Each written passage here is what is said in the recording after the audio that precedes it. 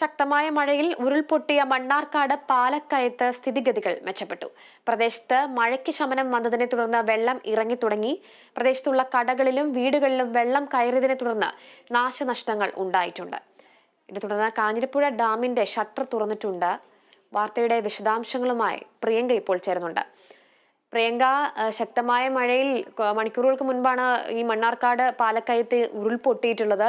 വലിയ രീതിയിൽ വെള്ളം ഉണ്ടായിരുന്നു. വലിയ വലിയ രീതിയിൽ മണ്ണിടിച്ചിലൊക്കെ ഉണ്ടായിട്ടുണ്ട് എന്നാണ് മനസ്സിലാക്കിയിരിക്കുന്നത്. ഇപ്പോൾ അവിടെയുള്ള ഒരു അവസ്ഥ എന്താണ്? അതുപോലെ തന്നെ കാഞ്ഞിരപ്പുഴ ഡാമിന്റെ ഷട്ടർ തുറന്നു എന്നാണ് മനസ്സിലാക്കുന്നത്. എന്തൊക്കെയാണ് വിശദാംശങ്ങൾ? അനൂജ, ഇന്നലെ ഉണ്ടായ ശക്തമായ മഴയെ തുടർന്ന് പാലക്കാട് പാലക്കയത്ത് ഉരുൾപൊട്ടിയതിനെ തുടർന്ന് മഴ കുറഞ്ഞതിനെ തുടർന്നും വെള്ളം പൂർണ്ണമായി ഇറങ്ങിയിട്ടുണ്ട്. കുണ്ടംപോത്തി, ഇരട്ടക്കുഴി എന്നിവിടങ്ങളിലും ഉരുൾപൊട്ടൽ ഉണ്ടായിട്ടുണ്ട്.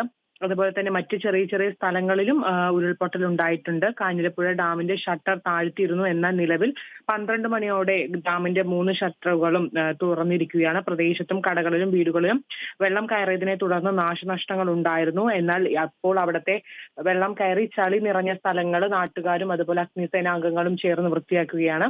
തുടർന്നുണ്ടായ അപകടത്തിൽ ആശങ്ക വേണ്ടെന്നും ഇനിയും ജാഗ്രത പാലിക്കണമെന്നും ജില്ലാ കളക്ടർ അറിയിച്ചിട്ടുണ്ട്. അനൂജ. ശരി, വ്യക്തമാണ് പ്രിയങ്ക. പാലക്കയത്ത് ഉരുൾപൊട്ടലുണ്ടായ സ്ഥലത്ത് ഇപ്പോൾ സ്ഥിതിഗതികൾ ശാന്തമാണ്. വലിയ രീതിയിലുള്ള പ്രശ്നങ്ങൾ നിലവിലില്ല എന്നാണ് മനസ്സിലാക്കുന്നത്. അതേസമയം കാഞ്ഞിരമറ്റം ഡാമിന്റെ ഷട്ടർ തുറന്നിട്ടുണ്ട്. വാർത്തയുടെ വിശദാംശങ്ങൾ പാലക്കാട് നിന്നും പ്രിയങ്കയാണ് നൽകിയത്.